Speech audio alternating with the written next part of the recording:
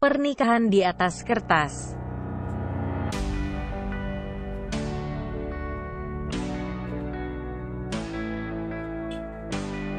Jangan lupa subscribe ya, dukungan kalian untuk berkembangnya channel Novelku. Jangan lupa tersenyum. Kamu berhak bahagia, setidaknya untuk orang-orang yang kamu sayangi. Jangan lupa jaga kesehatan ya.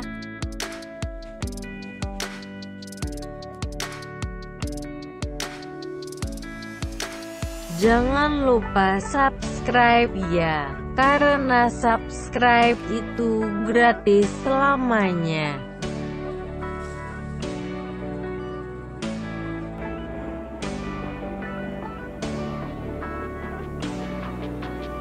Chapter 90.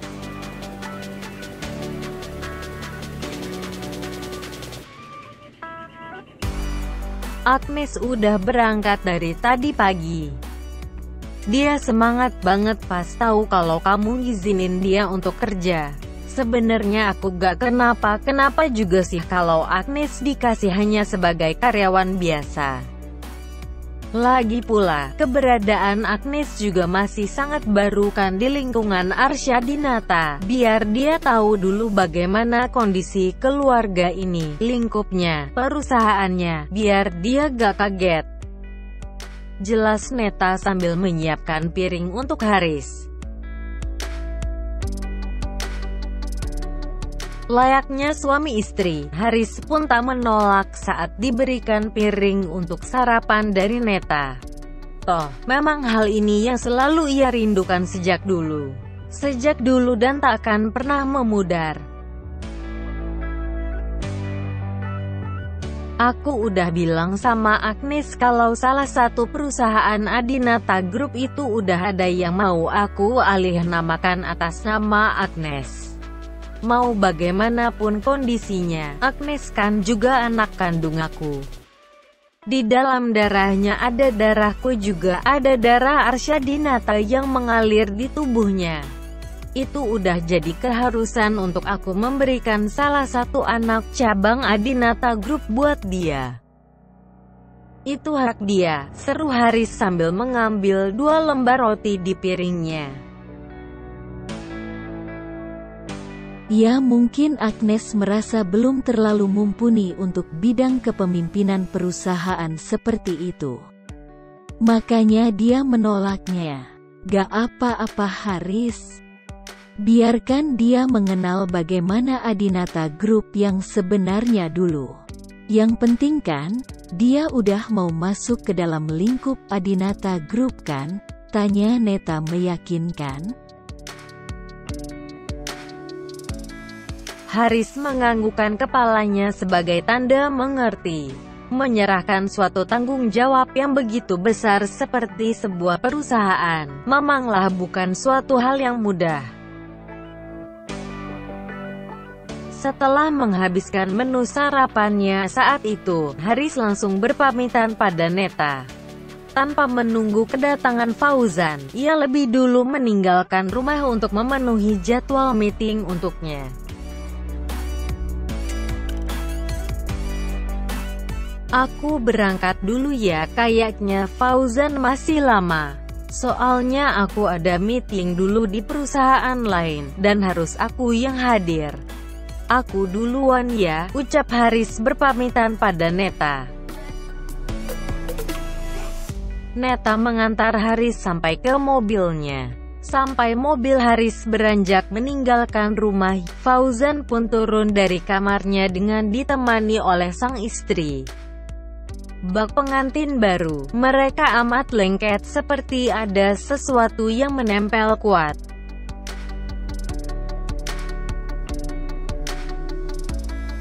Mama, itu papa udah jalan ya? Tanya Fauzan menghampiri.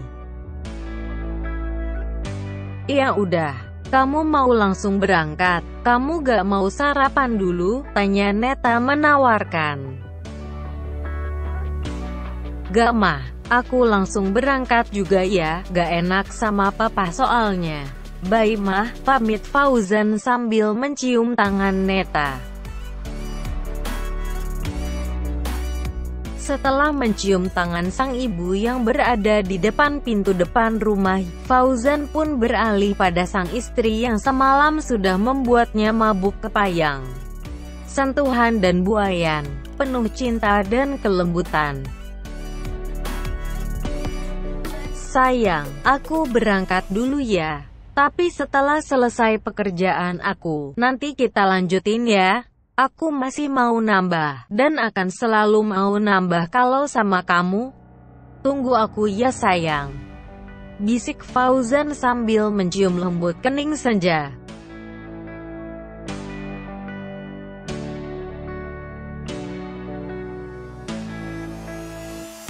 Melupakan kegiatan apalagi yang akan dilakukan antara menantu dan mertua itu setelah Fauzan pergi.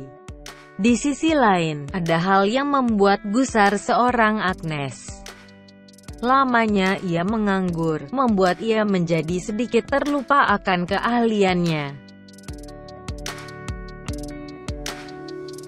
Sesampainya Agnes di sebuah gedung kantor sang ayah, Agnes menyiapkan diri untuk bisa menghadapi segala kendala yang akan terjadi di hari ini. Memulai pekerjaan tanpa embel-embel nama Arsyadinata di belakang namanya. Semoga di hari pertama kerja ini aku bisa menjadi karyawan yang baik dan menyelesaikan tugas-tugasku dengan baik juga, gumam Agnes sambil menerima beberapa dokumen pertamanya untuk ia selesaikan. Menjadi seorang karyawan baru bukanlah hal yang mudah. Terlebih bila job desk yang diberikan bukanlah sesuai dengan kemampuan yang dimiliki sebelumnya. Sedangkan atasan takkan pernah mau tahu tentang itu.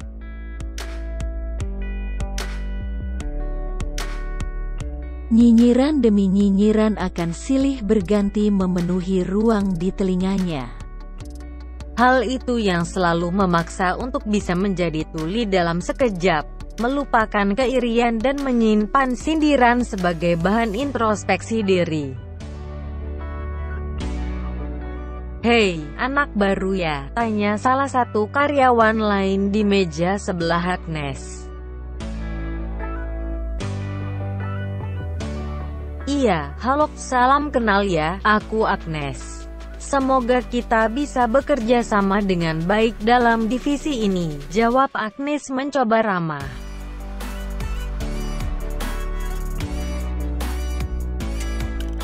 "Gak usah sok asikah. Di sini ada peraturannya kalau buat anak baru. Gak ada yang boleh pulang duluan sebelum para senior pulang. Terus kalau kerjaan senior itu sulit, anak baru harus ngerjain semuanya dengan sangat baik dan gak boleh ada celah salah sedikit pun. Ngerti kan? Sekarang sebagai langkah pertama untuk anak baru, kamu harus memperkenalkan diri kamu ke semua orang yang ada di divisi ini. Kalau ada satu karyawan yang gak kenal sama kamu, siap-siap aja dapat PR setelah ini."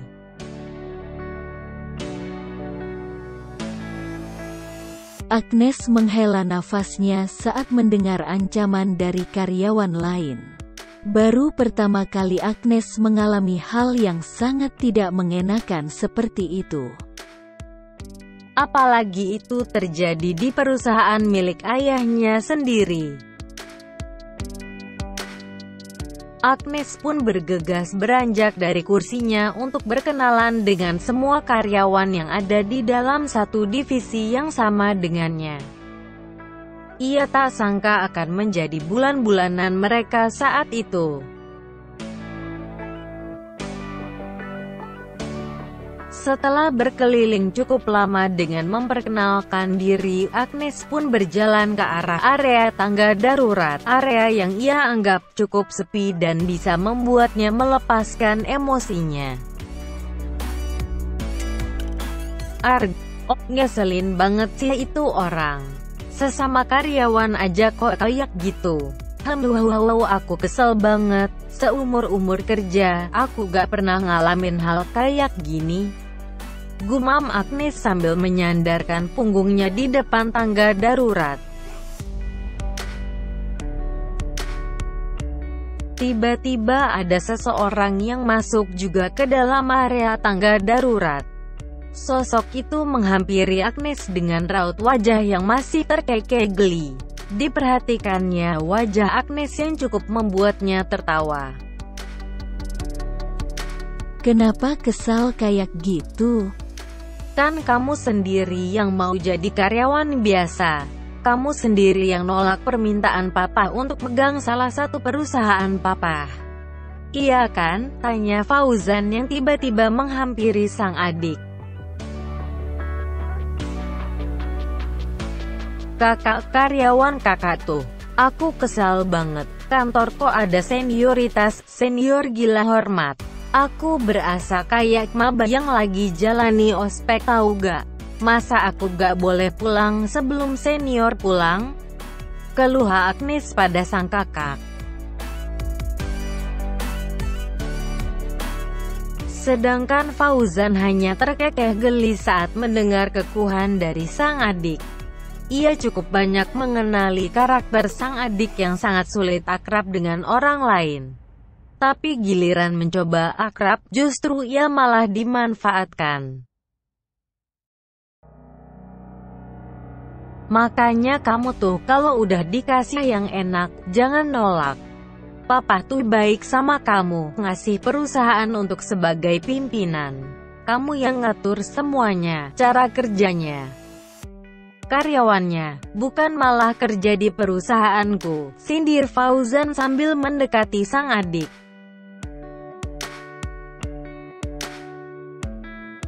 Aku gak bisa kayak gitu, kakak. Ih, gak ngerti banget kakak mah.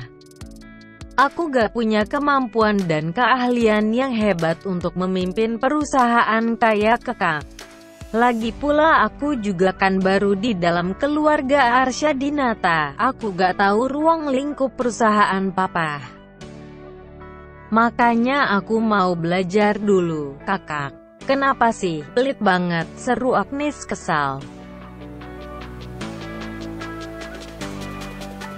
Fauzan semakin terkekeh geli karena ucapan sang adik. Ternyata seperti ini rasanya mengejek adik sendiri. Selama ini hidup tanpa adanya sentuhan wanita, baik adik maupun seorang ibu. Kamu kan bisa belajar sama kakak Agnes. Kamu juga bisa belajar sama papa, atau dituntun sama papa. Pelan-pelan juga pasti bisa kok kamu. Kayak sama siapa aja kamu tuh. Kalau kayak sekarang keputusannya, yang ada kamu yang bakal dikerjain terus sama mereka. Di sini gak ada senioritas, sayang. Yang ada malah tingkat jabatan. Dan hal itu udah jadi wajar kok. Jelas Fauzan sambil memasukkan tangannya ke saku celana.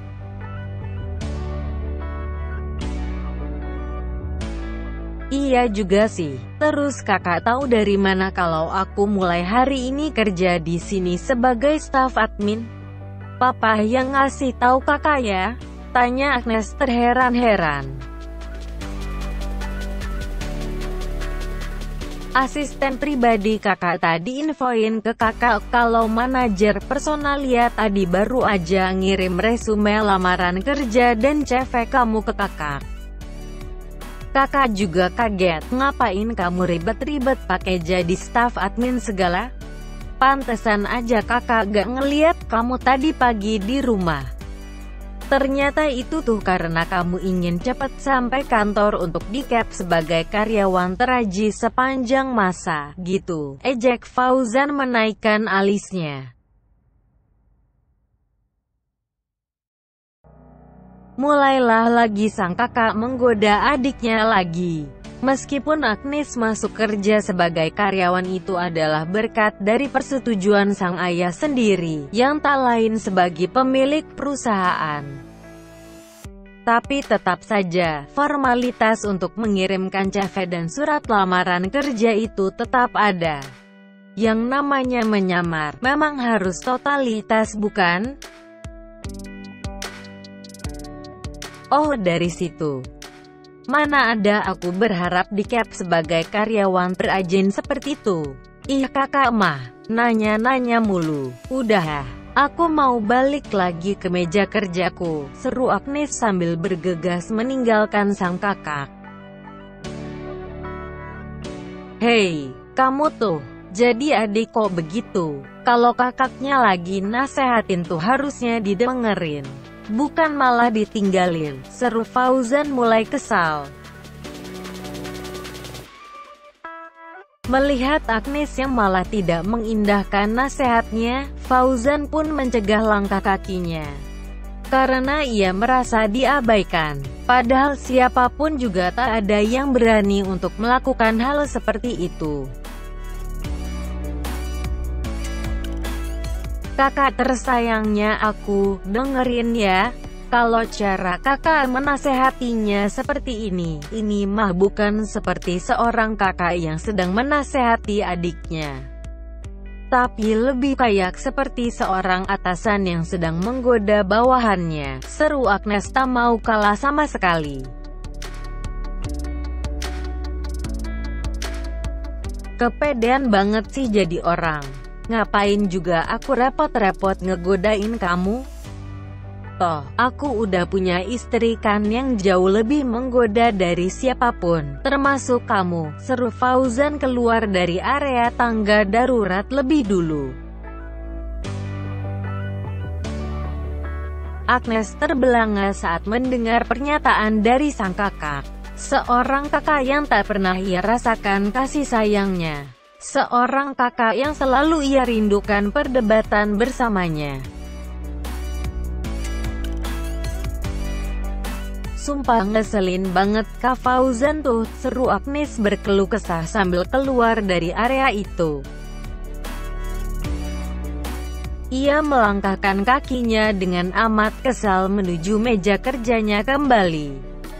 Dalam hatinya ia berharap gak akan ada lagi hal yang membuatnya kesal di hari pertamanya kerja. Terutama para karyawannya sang kakak. Tapi dari kejauhan Agnes mulai melambatkan langkahnya. Dilihatnya seorang karyawan dengan diikuti pandangan para karyawan lain. Mereka sedang memandangi layar monitor di meja kerja Agnes. Ada apa? Permisi, ini ada apa ya? Kenapa ada di depan meja kerjaku? Tanya Agnes mencoba ramah. Kamu tahu gak sih layar desktop monitor kamu itu gambar apa? Paham peraturan gak sih kamu? Seru salah satu karyawan menghadang Agnes. Itu foto idola saya. Emang ada masalah apa sih ya? Sampai hal-hal receh kayak gambar di desktop monitor aja pakai dipermasalahin kayak begitu. Heran deh. Ucap Agnes perlahan-lahan bergumam. Agnes terheran-heran dengan tingkah laku para karyawan sang kakak yang menjadi teman kerjanya. Perihal tampilan layar monitor saja harus dibahas? Apa itu lumrah? Atau memang aneh dan sengaja? Itu bukan hal yang receh. Coba aja kamu lihat di layar monitor semua karyawan. Kita semua itu pakai pasang foto keluarga kita. Biar apa? Biar semangat. Dan ingat kalau ada keluarga di rumah yang mendoakan kamu selalu. Bukan malah foto idola, seru salah satu karyawan sambil tertawa. Agnes geram saat diperlakukan seperti itu. Tapi mau bagaimana lagi? Ia pun juga tak memiliki foto keluarganya yang utuh. Sejak kembali menjadi Putri Arsyadinata, sepertinya foto keluarga hanya ada saat hari raya saja. Dan saat seperti itu belum pernah dirasakan oleh Agnes. Besok pokoknya gak mau tahu ya. Besok layar monitor kamu itu harus sudah diganti dengan foto keluarga kamu. Harus. Jadi karyawan baru itu harus mengikuti peraturan. Jangan seenak sendiri, gertak karyawan itu dengan sangat garang. Gimana ceritanya sih? Aku kan gak punya foto keluarga sama papa dan Fauzan. Kalau foto sama mama sih ada banyak. Ya ampun, ribet banget sih kerja di sini.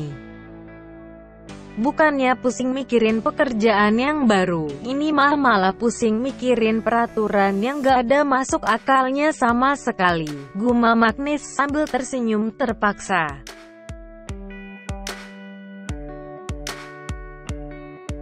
To be continue.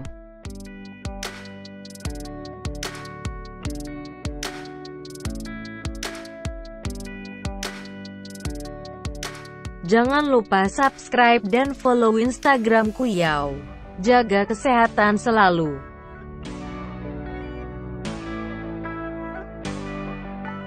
Thanks for watching.